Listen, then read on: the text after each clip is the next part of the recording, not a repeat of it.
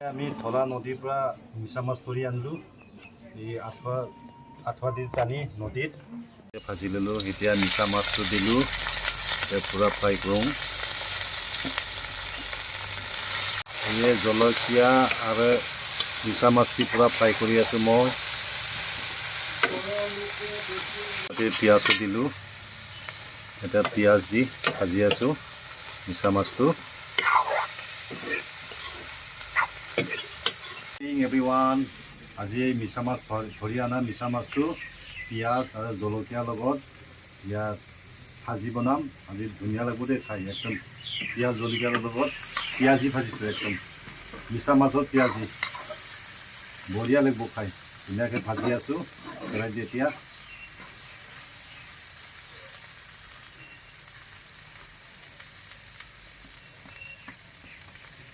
আপোনালোকেও পাৰিলে এনেকৈ খাব মিছা মাছটো, পিঁয়াজ জলকীয়াৰ লগত পূৰা পিঁয়াজি মিছা মাছ বনাই খাব।